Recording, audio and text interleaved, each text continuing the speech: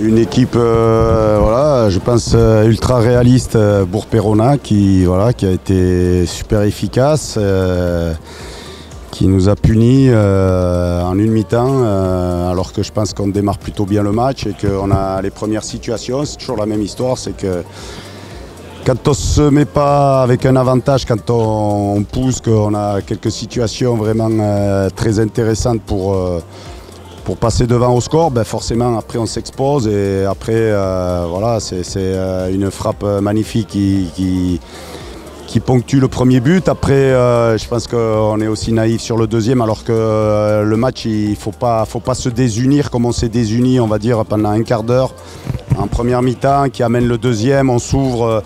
On perd un peu le fil sur 15 minutes où du coup on permet à l'adversaire d'alourdir le score, alors que voilà, je pense pas qu'on soit en danger tant que ça, mais à l'arrivée, le score à la mi-temps est déjà bien acquis pour l'adversaire. Donc il fallait absolument qu'on réagisse en deuxième. On a, je pense, fait une deuxième mi-temps encore intéressante au niveau d'aller pousser, d'aller chercher voilà, un premier but qui peut-être aurait relancé la machine. Je pense que d'entrée de jeu, dès la première minute, on en a une magnifique et bon, le gardien la sort. Voilà, après, forcément, on a un bloc bas en face, on a une équipe qui défend, qui s'accroche à ce résultat, et le fait de pas réduire le score, voilà, c'est compliqué dans les têtes. Après, je pense qu'encore une fois, c'est un peu l'efficacité offensive.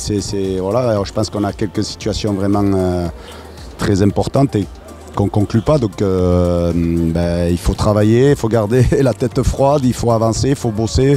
On sait peut-être voilà, ce qui nous manque pour avancer dans ce championnat. Là, forcément, on est dans une position qui est délicate au classement, mais le classement à l'heure actuelle, il ne veut pas dire grand-chose. Il faut juste surtout garder le fil et pas être trop défaitiste.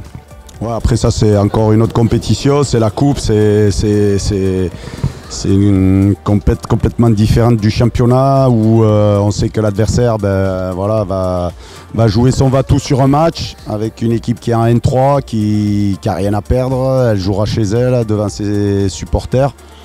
Donc ça sera aussi un match très compliqué, on le sait, tous les matchs de coupe, même quand on joue une R1 ou une R2, c'est compliqué. Donc là, là déjà, on va essayer de se laver un peu les têtes et puis de se replonger dans ce match de coupe pour samedi prochain, tranquillement dans la semaine, et préparer ça comme il faut, parce que ce que j'ai dit aux joueurs, c'est quand même une compétition qui permet de vivre de belles émotions et de changer un peu du pain quotidien, donc il ne faut surtout pas la galvauder.